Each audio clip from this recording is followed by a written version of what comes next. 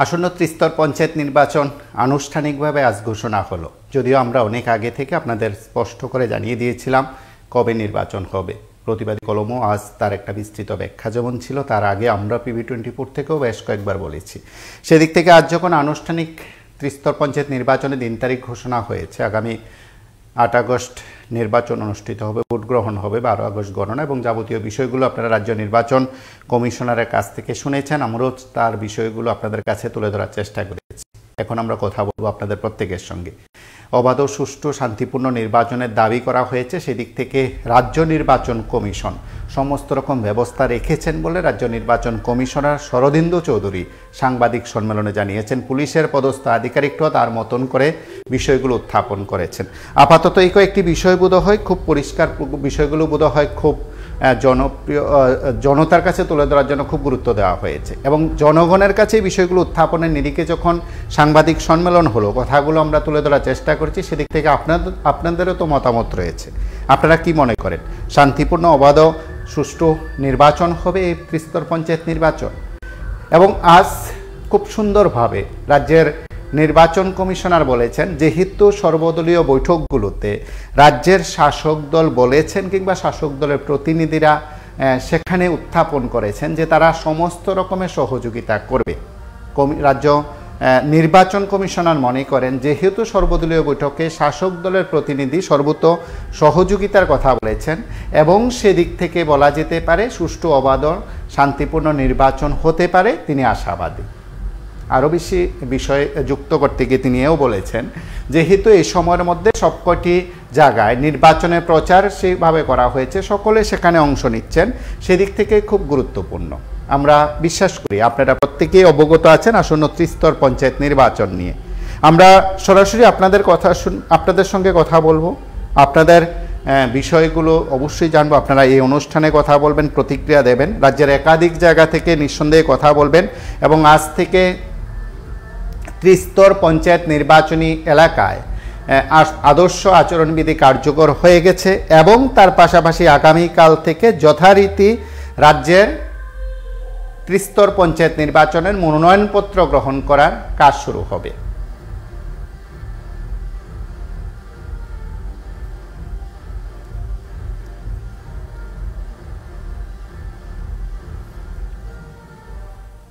আমরা একবার শুনি রাজ্যের নির্বাচন কমিশনার যে কয়েকটি বিষয় উত্থাপন করেছেন সাংবাদিক সম্মেলনে, তার অংশবিশেষ যেমন শুনবো, আপনাদের কথাও শুনবো। নমস্কার, কে বলছেন? হ্যালো, আমি আগরতলা থেকে বলছি। হ্যাঁ, বলুন। ক্যাপশনটা ভালো দিয়েছেন, সুস্থ, অবাধ, শান্তিপূর্ণ এবং প্রশাসনের তরফ থেকেও বলা হয়েছে এবং শাসক দলের থেকেও বলা হয়েছে সুস্থভাবে নির্বাচন হবে। এবারে নির্বাচনটা আপনি গত নির্বাচনের মতো হবে না। কেন? আপনাদের চ্যানেলে আমরা দেখেছি বিভিন্ন গ্রামে কিন্তু জনরোষ রয়েছে, জনগণ কিন্তু মানে খুবই রোষ রয়েছে। তার পরিপ্রেক্ষিতে এবার কিন্তু মাঠে ময়দানে বিরোধীরাও কিন্তু ঐক্যবদ্ধভাবে লড়াই করবে। সেখানে কিন্তু কেউ জমি ছাড়বে বলে আমার মনে হয় না এখন পর্যন্ত। কারণ ক্রমশ কিন্তু মানুষ কিন্তু বিশিষ্ট হয়ে গ্রামে গঞ্জে মানুষ, বিশেষ করে রাস্তা ঘাট, জল, বিদ্যুৎ, স্বাস্থ্য, এগুলি নিয়ে আপনাদের চ্যানেলে আমরা বহুবার দেখেছি, এগুলি নিয়ে কিন্তু মানুষ এবার সরব হবে। এবারে একটা সুস্থ ভালো ব্যক্তিত্ব যদি দাঁড়ায় তাহলে অবশ্যই মানুষ সেখানে সমর্থন দেবে এবং সমর্থন পাবেও তারা, এটা আমরা বলতে পারি। সেই কারণেই শাসক দল বলছে যে অবাধ, শান্তিপূর্ণ হবে। কারণ এবার বিরোধীরা কিন্তু একটু শক্তিশালী হয়ে উঠছে। আর গতটার মতন 96% মানে বিনা প্রতিদ্বন্দ্বিতা জয়ী হয়ে গেছে, এটা ভাবার এবার লক্ষণ কিন্তু নেই। আমরা যা দেখছি, যা পরিস্থিতি দেখছি, আপনাদের চ্যানেল, বিভিন্ন পত্র পত্রিকা, আপনাদের কাগজ পড়ে টরে যা বুঝতে পারছি যে এবার দুনো পার্টি, বিরোধী দুনো শিবিরে এবার কিন্তু ময়দানে লড়াই করবে। সেটা লড়াইয়ে কে হারকে জিজ্ঞেস করে দেওয়া, কিন্তু লড়াই কিন্তু শক্ত হবে এবং বিশেষ করে গ্রামে গঞ্জে মানুষ কিন্তু এবার খেপা আছে, মানে শাসক দলের প্রতি প্রচন্ড খেপা আছে। সেটা আপনাদের চ্যানেল দেখলে বোঝা যায়। আপনারা বিভিন্ন গ্রামগঞ্জের যে ছবিগুলি তুলে ধরেন, সেই জায়গায় দাঁড়িয়ে আমি বলতে পারি মানুষ কিন্তু এবার একটু জবাব দেবে। কারণ অন্ন, বস্ত্র, বাসস্থানের ব্যবস্থা কিন্তু অনেকটা কিন্তু এগিয়ে নিয়ে যাবে পঞ্চায়েতে।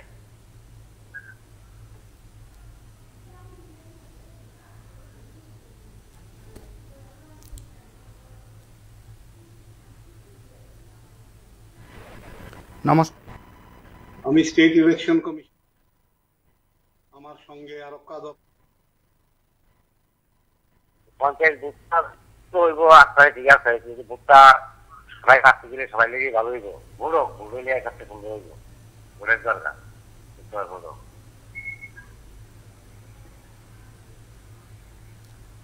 হ্যালো, নমস্কার, কে বলছেন?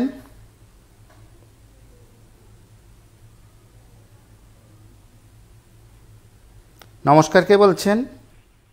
চট্টগ্রাম থেকে বলছি। হ্যাঁ, বলুন। আপনার পঞ্চায়েত নির্বাচনের আচরণবিধি লাগু হয়েছে এবং যেটা শাসক দল বললো তারা সমস্ত ভূমিকা নিব নিরপেক্ষ নির্বাচনের জন্য বলে, এটা কথার কথা।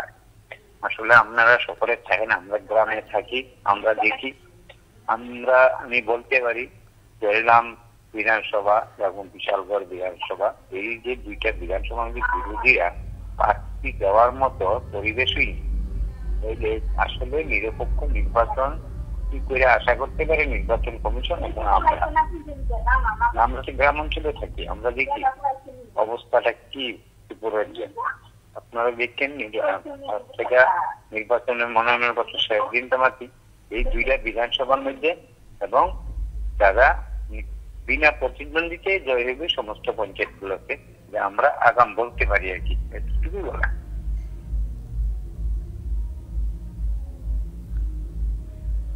নমস্কার, কে বলছেন? হ্যালো,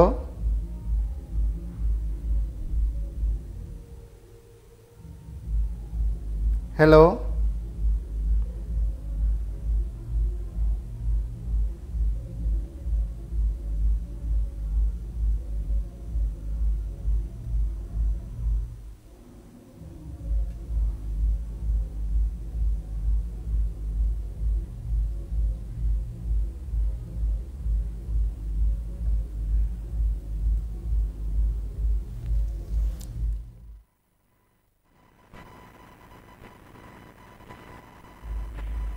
হ্যাঁ, নমস্কার, উদয়পুর থেকে বলছি।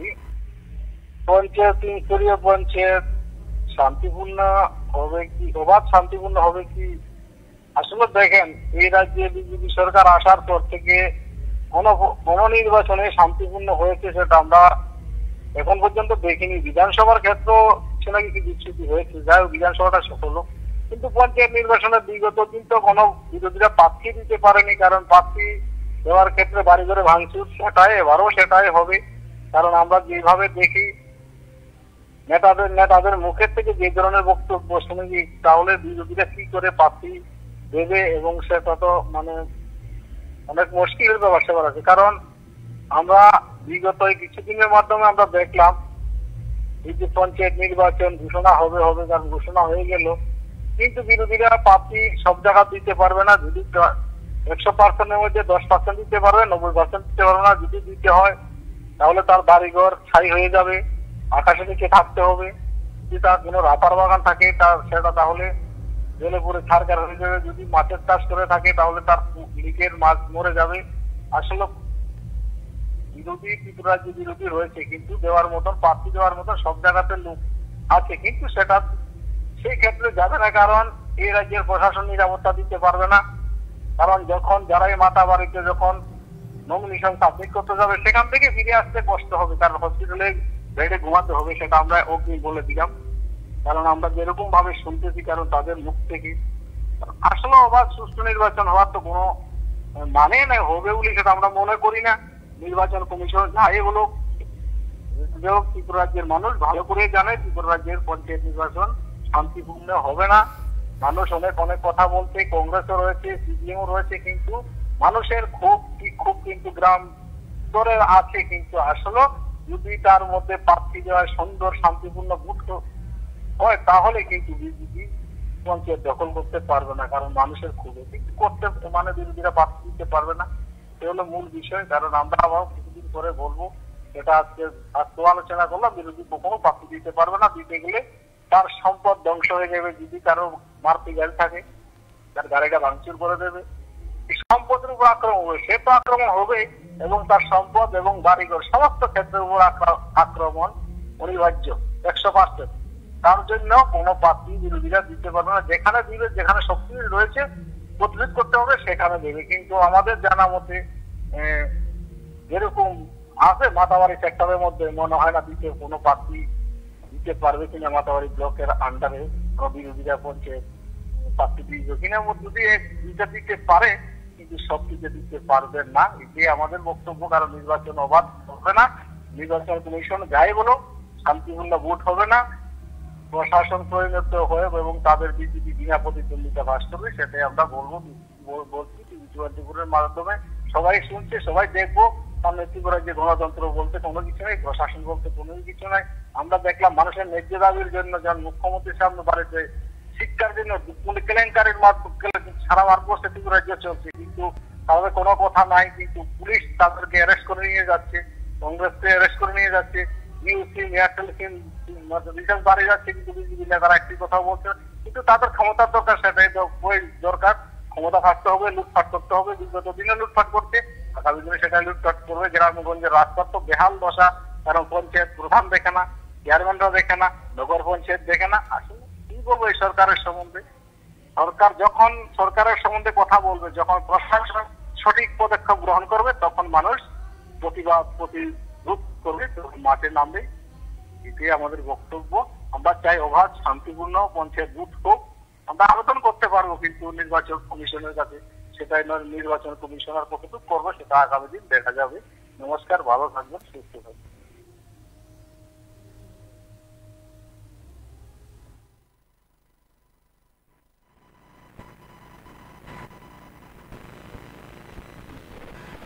সবাইকে নমস্কার। হ্যাঁ বলুন। হ্যাঁ, পঞ্চায়েত ইলেকশন ডিক্লেয়ার হয়েছে, ঘোষণা হয়েছে, ভালো কথা। এটা বললেন যে অবাধ সুস্থভাবে ভোট হবে কি? আমি বলবো হবে না। অবাধ শান্তিপূর্ণ ভোট হবে না, অবাধ শান্তিপূর্ণ ভোট করতে দেবে না। ইতিহাস সাক্ষী আছে, গত পঞ্চায়েত ইলেকশনে দেখেছি জবরদস্ত করে নমিনেশন প্রত্যাহার করতে হয়েছে।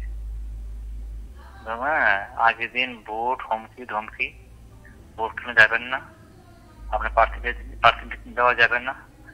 যদিও প্রার্থী দিতে পারে কোনো কারণবশত, কিন্তু ভোট কিনে যাওয়ার জন্য মানা করবো, ভোট কিনে যেতে পারবে না। এটা হয়েছে, দেখেছি।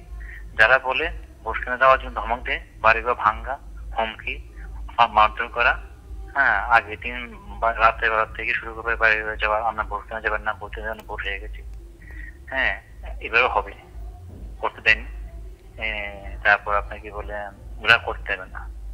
আবার যারা না করবে যাওয়ার জন্য ভোট শেষে ওরা এসে বলবে উপর থেকে নির্দেশ ছিল, এই জন্য আমরা মানা করেছি আপনাকে ভোট দেওয়ার জন্য, না যাওয়ার জন্য। উপরে নির্দেশ ছিল, ওরা পিঠ বাঁচানোর জন্য। কিন্তু ওনারা গায়ের বল শক্তি বেশি থাকে না, এটা ইতিহাস সাক্ষী আছে। জঙ্গলে শেরও একদিন লিডার হয়, হতেই হয়। তো বর্তমান সরকার কথা বলছি না, বিজেপির কথা বলছি। ওরা গণতন্ত্রকে মানে না, মানুষ তার গণ অধিকার প্রয়োগ করে দেবে না, আর এরকম চায় না। এটা বিধানসভা ভোটও করেছে, গত লোকসভা ভোটও করেছে, এবার লোকসভা ভোটও করেছে, দেখেছি তো জায়গা জায়গা মানা করে দিয়েছে।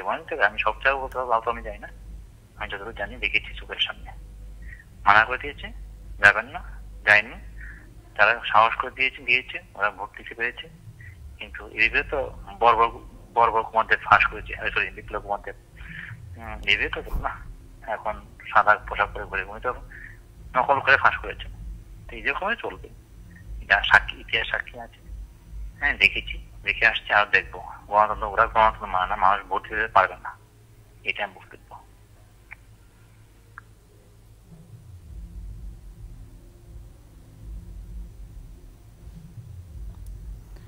নমস্কার, কে বলছেন?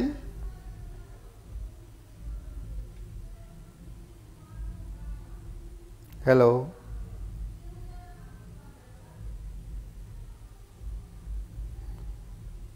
নমস্কার, কে বলছেন?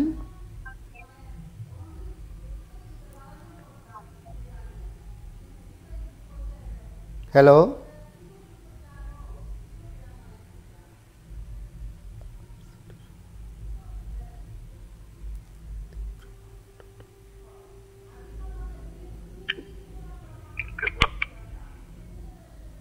নমস্কার, কে বলছেন?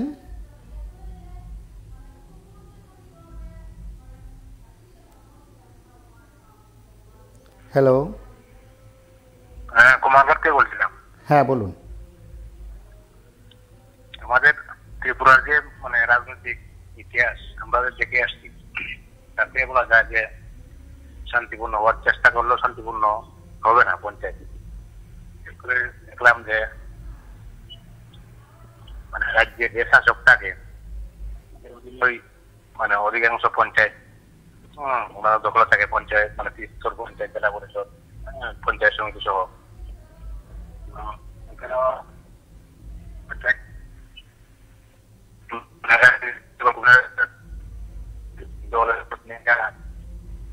বিভিন্ন দাবি দেওয়া জানালে কিন্তু এগুলি পাত্তা দিচ্ছে না, গুরুত্ব দিচ্ছে না নির্বাচন কমিশন। পশ্চিমবঙ্গে সেন্ট্রাল বোর্ড দিয়ে ভোট করানো হয়, ত্রিপুরা তো এরকম অনেক দাবি দেওয়া রাজনৈতিক দলের নেতারা করেছে, করবে নির্বাচন কমিশন মানে অধিকাংশ দাবি দেওয়াকে গুরুত্ব দেয় না, হয়তো পুরোটিগুলি থাকতে পারে।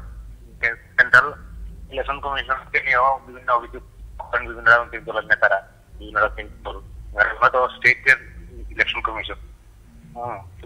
দেখুন 95% জনগণ কিন্তু শান্তিপূর্ণ ভোট চায়, কিন্তু আছে মানে যে কোনো রাজনৈতিক কিনে চলে ওনাদের মানে জন্য ওই রকম মানে কিছু কিছু জায়গায় কিন্তু বেআইনি কাজ হয়। হ্যাঁ, মানে ভোট প্রক্রিয়া মানে ভোটের দিন না, শুধু ভোট প্রক্রিয়া শুরু হওয়ার থেকে একদম গণনা পর্যন্ত পয়সাতে বিশেষ করে সমস্যা হয় প্রার্থী মনোনয়ন দাখিল করতে গিয়ে।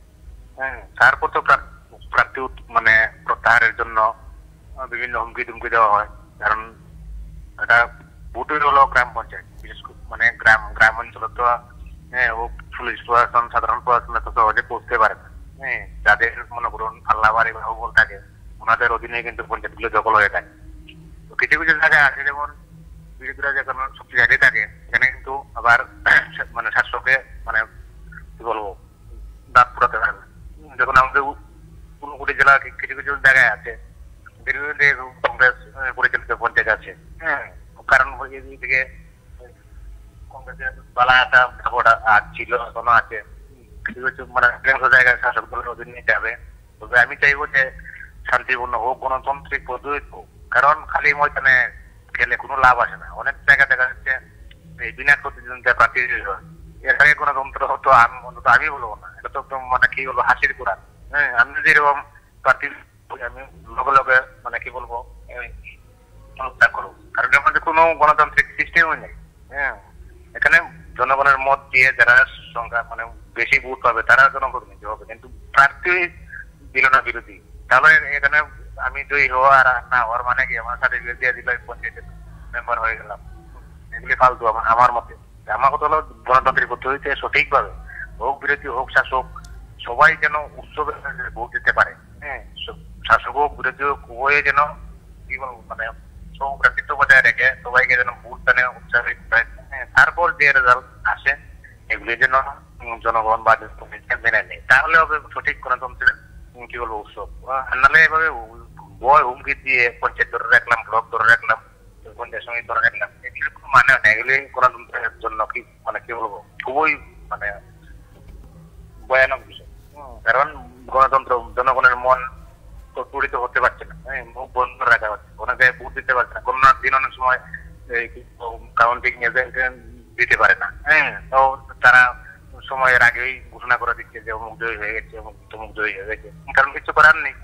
কেন সেন্ট্রাল বোর্ড এরকম থাকে না, সেন্ট্রাল বোর্ড থাকলেও লোকাল যে পুলিশ বিভাগ আছে ওনাদের অধীনেই কাজ করে, পুলিশ তো স্টেটের পুলিশ তো কাজ করে শাসক দলের অধীনে, স্বাভাবিক। আমি চাইবো শান্তিপূর্ণ ভোট হোক, যদিও আমরা গ্রাম পঞ্চায়েতে ভোট দিই না, গ্রাম হলো মানে কি বলবো দেশের মূল ভিত্তি, গ্রাম যদি উন্নয়ন হয় শহর কখনো উন্নত হবে।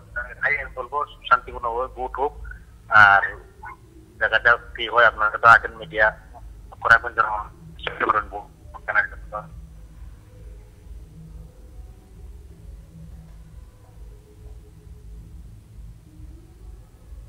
নমস্কার, কে বলছেন?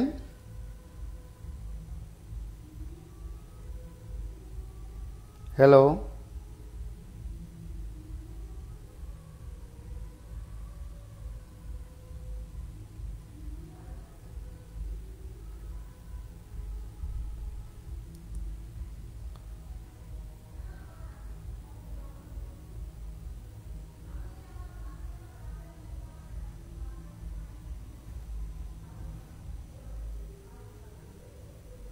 নমস্কার, আমি স্টেট ইলেকশন কমিশনার। আমার সঙ্গে আরক্ষা দপ্তরের মিস্টার ডালং, মিস্টার চক্রবর্তী। হ্যাঁ বলুন। হ্যালো, হ্যাঁ বলুন। না স্যার, আপনি তো বলছেন এখানে শান্তিপূর্ণ হবে, কি শান্তিপূর্ণ ভাবে হবে? কি করে হবে স্যার? হবে না তো। ভোটের আগের দিন আইয়া পাড়ায় পাড়ায় ঘুরি, বলবো ভোট দিতে যাবি না, দোলাই হবে, পেটাই হবে। গান্ধী বলবে ভোট দিতে গেলে মাথা ফাটবে, পাও ভাঙবে, ইত্যাদি ইত্যাদি কথা বলবে, স্লোগান দিবে। তো মানুষ আর ভোট কেন তো যাইতেই না। ওই পঞ্চায়েত নির্বাচন সুষ্ঠু অবাধ শান্তিপূর্ণ কি করে আর হইল? আর বিরোধীরা নমিনেশন দাখিল করতে গেলে যাওয়ার পথে রাস্তা ধরে মারধর করবে, বা ভোটের নমিনেশন জমা দিতে শুনলে বাড়িঘর ভাঙচুর করবে, পিটবে, বাড়িঘরে আগুন লাগাই দিব। তো এই ভোট শান্তিপূর্ণ খেয়ে তো অশান্তি তো আর দ্বিগুণ বা 5 গুণ। অতএব ভোট কখনো শান্তিপূর্ণ হবে না, এটা আমি নিশ্চিত। ফোন করার জন্য আপনাকে সুযোগ দিয়েছেন, এই জন্য আপনাকে ধন্যবাদ। নমস্কার। নমস্কার, কে বলছেন?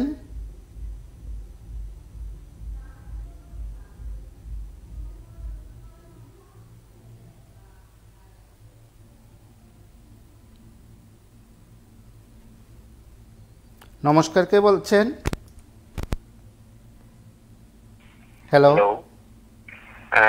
অবাধ শান্তিপূর্ণ নির্বাচন আপনারা বলেছেন। অবাধ শান্তিপূর্ণ নির্বাচন আমার মনে হয় এই ডাবল ইঞ্জিনের সরকার থাকলে আর হবে না, কারণ তাদের ডাবল ডাবল ক্ষমতা থাকে। তো কিভাবে হবে? নিজেরাই তো মারপিট আরম্ভ করে দিচ্ছে, যে খাওয়া পাওয়া যায়। যেমন আপনাদের টিভি চ্যানেলে দেখালেন কি কয় বননারায়ণ, এই যে কি কয় আপনার জনপুর কেন্দ্রে তারা পঞ্চায়েতে তারা নিজেরা দলের মানুষে তালা দিচ্ছে পঞ্চায়েত প্রধানের বিরুদ্ধে।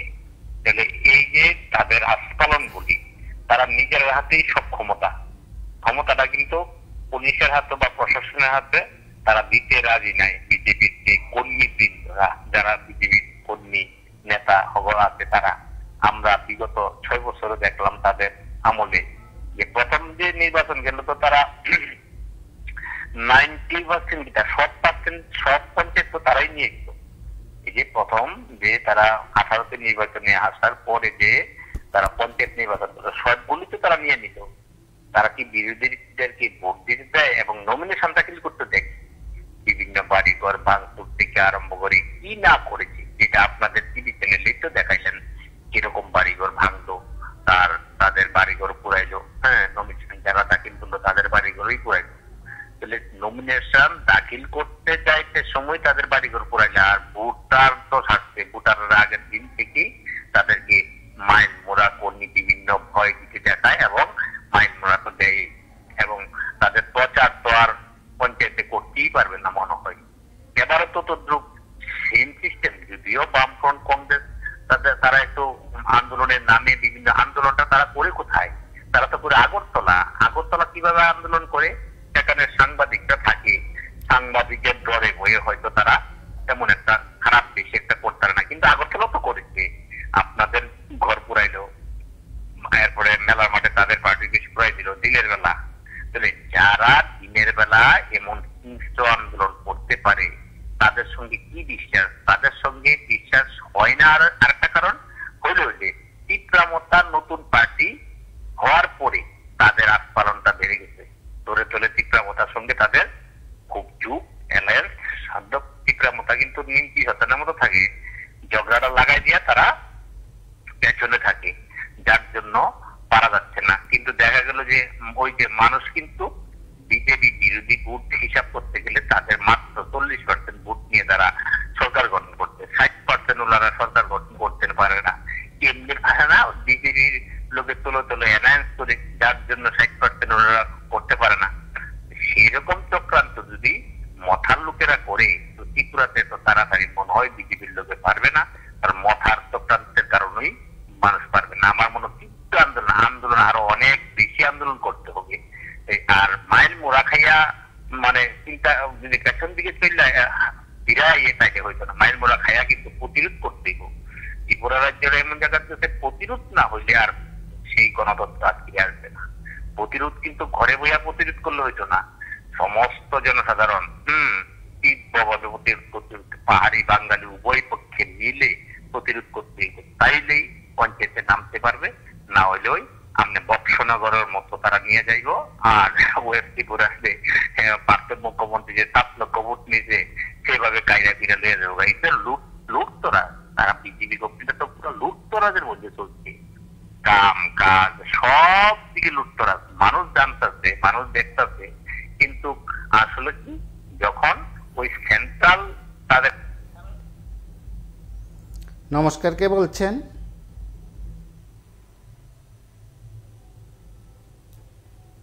নমস্কার, কে বলছেন? নমস্কার দাদা, আপনার নমস্কার। আচ্ছা, আজকে পঞ্চায়েত নির্বাচন নিয়ে তো কথাটা হইতেছে নাকি? অবশ্যই। আজকে দেখুন আমাদের দেশটা কোন জায়গাতে নিয়ে এরা প্রচার। সিপিএম এর সময় জানেন বৈজ্ঞানিক উপায়ে রিগিং এবং বৈজ্ঞানিক উপায়ে মানুষকে নিষ্কর্মা করে দেওয়ার একটা পরিকল্পনা কিন্তু বামপন্থী এরাও করছে। মানুষ তার হক অধিকার থেকে বঞ্চিত হয়েছে বিভিন্ন ভাবে, অত্যাচার শিখে মানছে। কংগ্রেস তো আবার যখন সন্তোষমন দেব হইল, সন্তোষমন দেব তো বড় রিগিং করে ভোটার স্লিপ পর্যন্ত এলাকায় রয়েছে। তারপর এখন হচ্ছে বিজেপি, তারাও একই আরম্ভ করে দিচ্ছেন। তাদের মানুষের যে হক অধিকার কি করে মানুষটা পাবে, এইটার পেছনে কারা কাজ করতেছে, এইটা যেদিন মূল নিবে সেটা বুঝবো। এই দিন ভারতবর্ষের সুস্থ নির্বাচন হবে। সুস্থ নির্বাচন এই কারণে করবো না তারা, কারণ বিভ্রান্তির মধ্যে যখন ইলেকশন হয়, ভোটাভুটি হয়, তখন স্বাভাবিক আমি আমার পার্টির দিতে চান, আপনি চাইছেন আপনার পার্টির দিতে চান, তার মধ্যে একটা সংঘর্ষ, রাস্তায় সংঘর্ষ যায়। কার ক্ষতি হচ্ছে? মূল নিবাসী ভারতবাসী যারা, তারারই কিন্তু ক্ষতি হইতেছে। বাড়ি ঘর ফিরে আসে, কেউ কোন জায়গায় দিয়েছে, প্রচুর রাজনৈতিক কোন জায়গায় দিয়েছে এবং প্রচুর বাড়ি ঘর সিপিএম এর সময় থেকে, কংগ্রেসের সময় থেকে, বিজেপির কালেও প্রচুর ক্ষয়ক্ষতি, লোকসান কোন যারা দিয়েছে।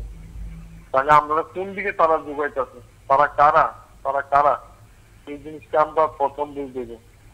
তারা কিন্তু সম্পদ এক বিন্দু রক্ষা হইতেছে তারা, আর এই ক্ষতি হইতেছে না। তারা সম্পদ দিনের দিন, মাসের পর মাস প্রচুর পরিমাণে তারা বাড়তেছে, তারা লাভবান হইতেছে। আপনি এটা বাইরে আছে, বাইরে না গেলে মানুষ যারা চলতেছে তারা বুঝতে পারে। এই যে মন্দির ব্যবসা, কামচুর ব্যবসা, আজকে তারা কত লাভবান জানেন?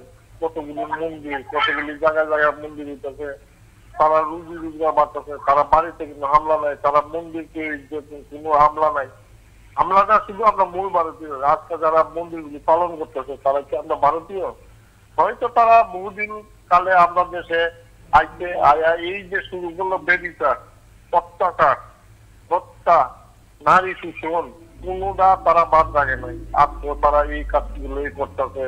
ধর্মের নামে অধর্মের কাজ করিয়া তারা সম্পদ বানাইতেছে, আর আমরা মূল নিবাসী বাড়িঘর গুলি শেষ করতেছে, জাতিগত বিবাদ সৃষ্টি করতেছে, ধর্মগত বিবাদ সৃষ্টি করতেছে, আমরা কমজোর করতেছে। আর এই ব্রাহ্মণ গোষ্ঠী তারা শক্তিশালী হইতেছে ভারতবর্ষে, কিন্তু শুধু ভারতবর্ষ পৃথিবীর মধ্যে এরা এখন শক্তিশালী।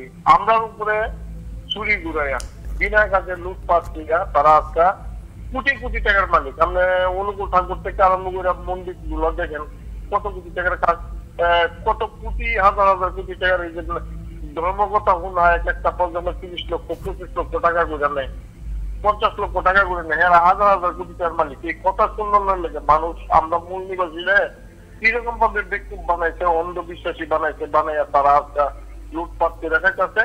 আর অত্যাচার, যত অত্যাচারের সামিল হইতেছে আমরা মূল ভারতীয়রা, এইগুলি বুঝতে হইবে। এইগুলি যেদিন বুঝবো, মূল ভারতীয় শাসন ব্যবস্থাটা আনবো, এই দিন ভালো হইব। তারা পরের উপরে দেখবো ঠিক আমরা সম্পদ লুট করে রেখেছে, আমরা দেশটারা এরা লুট করার লেগে পরিকল্পনা করতেছে, এবং দেশের মালিকও তো এরা হয়ে গেছে, শাসক কুসন সব হইতেছে।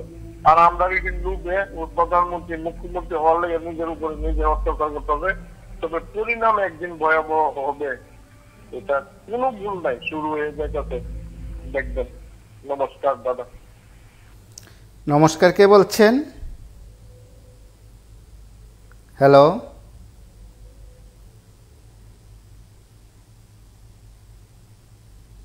হ্যালো,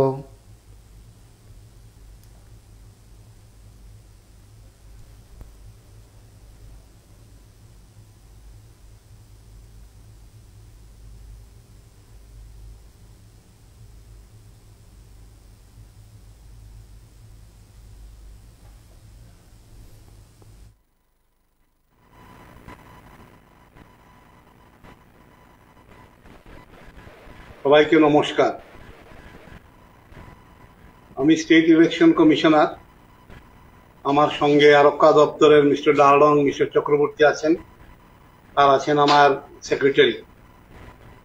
আমরা সবার পক্ষ থেকে আপনাদেরকে স্বাগত জানাচ্ছি। আপনি জানেন যে রাজ্যের পঞ্চায়েতের মেয়াদ 4 আগস্ট শেষ হতে যাচ্ছে। বর্তমান যে পঞ্চায়েত, স্বাভাবিকভাবে কমিশন উদ্যোগ নিয়েছে এই পঞ্চায়েত ইলেকশন করার জন্য। আমরা এই ইলেকশনের দিনক্ষণ আজকে ঘোষণা করব। আমাদের এই রাজ্যে টোটাল 606টা গ্রাম পঞ্চায়েত আছে। সেখানে নাম্বার অফ কনস্টিটিউয়েন্সি আছে 3517।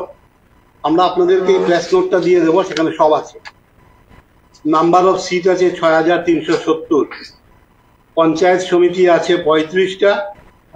নাম্বার অফ কনস্টিটিউয়েন্সি আছে 423, সিটও আছে 423। জিলা পরিষদ আছে টোটাল 8টা, 116টা কনস্টিটিউয়েন্সি, 116টা সিট। এখানে এই নির্বাচনের ক্ষেত্রে যেটা খুব গুরুত্বপূর্ণ সেটা হলো ইলেকটোরাল রোল। সেটা ইতিমধ্যেই ফাইনাল ইলেকটোরাল রোল পাবলিশ করা হয়েছে। সেই পাবলিকেশন অনুযায়ী আমাদের টোটাল আছেন এই ইলেকশনের জন্য 12,94,153 জন। তার মধ্যে মেইল আছেন 65,800, 6,58,445, এবং ফিমেল আছেন 6,35,597। আদার্স আছেন 11। এইখানে আপনারা জানেন পোলিং স্টেশন একটা গুরুত্বপূর্ণ অংশ, যেখানে ভোট দেবেন সবাই। আমাদের টোটাল। হ্যাঁ, নমস্কার। হ্যাঁ বলুন। বলছিলাম সুষ্ঠু অবাধ নির্বাচন, পঞ্চায়েত নির্বাচন আশা করাটাই আমার মনে হয় ভুল। কারণ একটা সাধারণ নির্বাচন গেল লোকসভার, এটার মধ্যেই ভোট দিতে পারলো না ত্রিপুরাবাসী।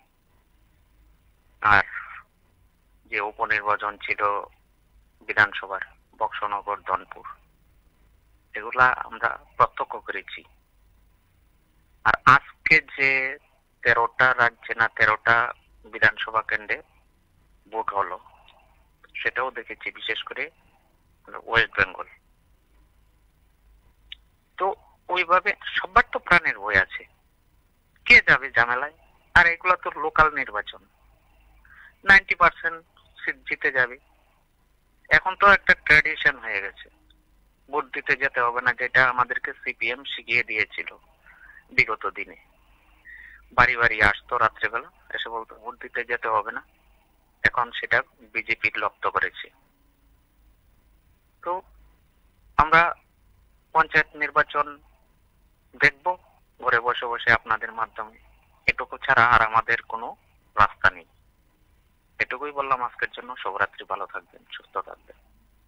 সেদিক থেকে বোধ হয় আগামী ত্রিস্তর পঞ্চায়েত নির্বাচন নিয়ে আরও রাজনৈতিক চর্চা হবে, রাজনৈতিক মহলে আলোচনা হবে। আজ সিপিআইএম রাজ্য সম্পাদক বলেছেন আগামী 13 জুলাই তারা বৈঠক করবে, রাজ্য কমিটির বৈঠকে আসন্ন ত্রিস্তর পঞ্চায়েত নির্বাচন নিয়ে আলোচনা হবে। বিজেপির প্রদেশ সভাপতি রাজীব ভট্টাচার্য তার প্রতিক্রিয়ায় বলেছেন তারা সমস্ত রকমের প্রস্তুতি নিয়ে রেখেছেন, খুব সহসায় সেখানে প্রার্থী তালিকা ঘোষণা করা হবে।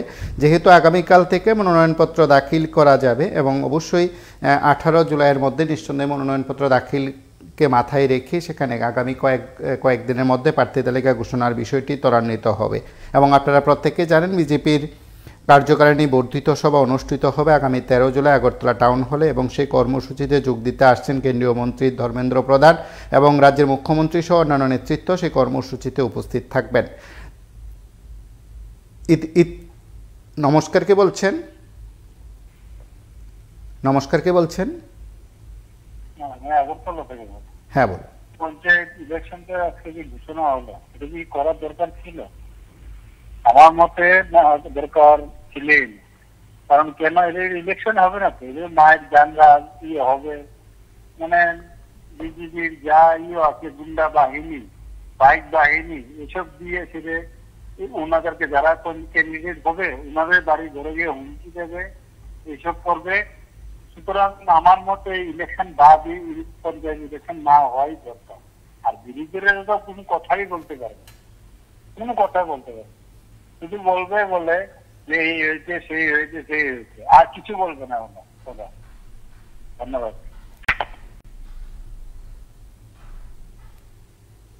নমস্কার, কে বলছেন?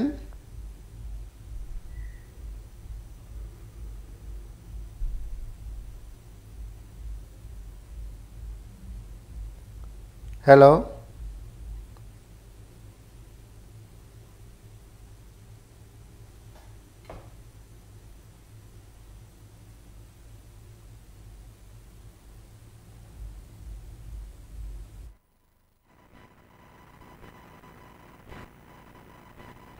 কমিশন যে নীতি নেয় আমরাও সেটা নিয়েছি।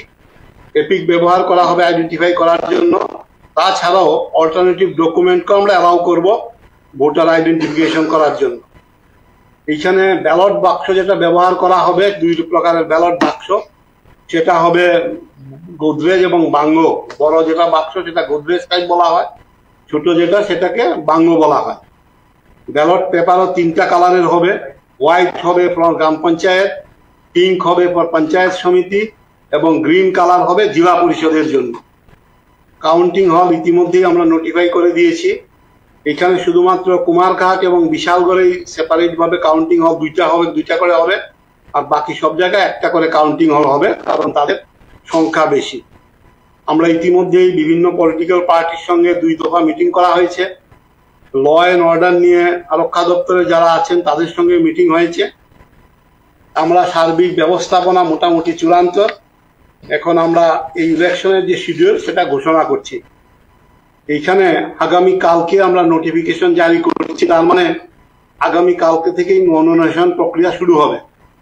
এই প্রক্রিয়া চলবে 11/7 থেকে 18/7 অবধি। শুধুমাত্র পাবলিক হলিডে ছাড়া বাকি সব দিনে নমিনেশন গ্রহণ করা যাবে সকাল 11টা থেকে 3টার মধ্যে। Last date of making nomination হচ্ছে 18/7/2024। স্ক্রুটিনি করা হবে 19/7/2024। Date of withdrawal of candidature হবে 22/7/2024। ইলেকশন হবে 8/8/2024 অর্থাৎ আগস্ট মাসের 8 তারিখ। ডেট অফ কাউন্টিং হবে 12/8/2024 সকাল 8টা থেকে। সমস্ত ইলেকশন প্রসেস কমপ্লিট করা হবে 17/8/2024 মধ্যে। আর পোল হবে সকাল 7টা থেকে বিকাল 4টা অবধি। এখানে আমরা বলে দিয়েছি আজকে থেকেই আমাদের মডেল কোড অফ কন্ডাক্ট চালু হবে। তবে যেহেতু পঞ্চায়েতের ভোট, এটা কিন্তু শুধুমাত্র পঞ্চায়েত এরিয়াতেই কার্যকর থাকবে। আমরা ইতিমধ্যেই সমস্ত রাজনৈতিক দলের কাছে ওদের সাহায্য চেয়েছি যাতে ইলেকশনটা পিসফুলি সংগঠিত করা যায়। ওরাও প্রতিশ্রুতি দিয়েছেন যে তারা সহযোগিতা করবেন যাতে ইলেকশন প্রসেসটাকে পিসফুলি কমপ্লিট করা যায়। আমরাও আশা করছি সবার সার্বিক সহযোগিতায় আমাদের এই ইলেকশনটা খুব সুন্দরভাবে অনুষ্ঠান করা সম্ভব হবে। তাছাড়াও আপনাদের জ্ঞাতার্থে আরেকটা জিনিস যেটা আমরা এক্সারসাইজ করেছি সেটা আপনাদেরকে জানিয়ে দিচ্ছি। সেটা হচ্ছে আমরা এই ফাইনাল ভোটার লিস্ট পর্যালোচনা করে দেখেছি আমাদের এখানে 100 থেকে কম ভোটার আছেন এমন পোলিং স্টেশনের সংখ্যা আছে 30 less than 100। আর 100 থেকে 300 এর মধ্যে পোলিং স্টেশন আছে 985, অর্থাৎ 985টা কেন্দ্রে 300-র মধ্যে ভোটার আছেন। 300 থেকে 500-র মধ্যে ভোটার আছেন 2017টি কেন্দ্রে। 500 থেকে 700-র মধ্যে আছেন 466, আর অ্যাবাভ 700 আছেন মাত্র 19টি কেন্দ্রে। আর সবচেয়ে কম ভোটার আছেন ডুকরির একটা কেন্দ্রে 36 জন, আর সবচেয়ে বেশি ভোটার আছেন একটা কেন্দ্রে 784 জন, অর্থাৎ 784-র বেশি কোনো ভোটার আমাদের কোনো পোলিং স্টেশনে নেই। এখানে মনে রাখতে হবে ভোট তো সবাই মিনিমাম 3টা ভোট দেবে। যদি 4টা হয়, 2টা কনস্টিটিউয়েন্সির একাধিক যদি সিট থাকে তাহলে সেখানে 4টা ভোটও একজন দেবেন।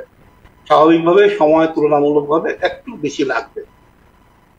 ল অ্যান্ড অর্ডারের ব্যাপারে যেটা বলা হচ্ছে, আমাদের ডিজি সাহেবের সঙ্গে বৈঠক হয়েছে, তাছাড়াও একাধিক বৈঠক হয়েছে। বিভিন্ন জেলায় ডিএমরা তাদের লেভেলে মিটিং করেছেন, ব্লক স্তরে বিডিওরা মিটিং করেছেন রিটার্নিং অফিসার হিসাবে। আমাদের চেষ্টা থাকবে সব জায়গাতেই সিপিএমএফ যেটা পাওয়া যাবে কিছু, সেটা অন্য কাজে ল অ্যান্ড অর্ডার ডিউটিতে এক্সক্লুসিভলি ব্যবহার করা হবে। আর পোলিং স্টেশনে আমাদের টিএসআররাই মূলত ব্যবহার করা হবে। তো আমরা চেষ্টা করব সর্বাধিক যেটা ব্যবহার করা যায় তারই চেষ্টা করা। মনে রাখতে হবে শহর এরিয়া তো পুরোপুরি আর নীল করা যাবে না, সেখানেও যে কোনো সময় একটা ঘটনা ঘটতেই পারে, সেখানেও যেতে হবে পুলিশকে। এই সব দিক চিন্তা করে যতটুকু বেশি সম্ভব কাভারেজ দেওয়া এটা সুনিশ্চিত করা হবে। তুলনামূলক ভোটার সংখ্যা কম থাকায় পোলিং স্টেশনে আমাদের মনে হয় এটাতে খুব বেশি অসুবিধার কথা নয়। আমরা আবারও বলছি, আমরা সমস্ত দলের কাছে আপনাদের মাধ্যমে আবারও আপিল করছি যাতে ওনারা সার্বিকভাবে আমাদের সহযোগিতা করুন। এটা একটা বিরাট কর্মযোগ্য, প্রায় 13 লক্ষ ভোটার, সবাই যাতে নিজের ভোটাধিকার প্রয়োগ করতে পারে, গণতন্ত্রকে প্রতিষ্ঠা করতে পারে। ইলেকশনে আরক্ষা দপ্তরের পক্ষ থেকে যা যা করা উচিত সেটা অলরেডি ডিসাইড হয়ে গেছে। আমরা পোলিং স্টেশন থেকে শুরু করে ল অ্যান্ড অর্ডারের যেখানে ঝুঁকি আছে সব জায়গাতে আমরা অ্যাডিকুয়েট পুলিশ অ্যারেঞ্জমেন্ট করেছি এবং ডিপ্লয় করা হবে। এখানে ল অ্যান্ড অর্ডারের জন্য বিশেষ করে সেন্ট্রাল আর্ম প্যারামিলিটারি ফোর্সকে আমরা এয়ারমার্ক করেছি। তো আপনাদের সহযোগিতা, সবার সহযোগিতায় আশা করি ভোট ফ্রি অ্যান্ড ফেয়ার হবে, শান্তিপূর্ণ।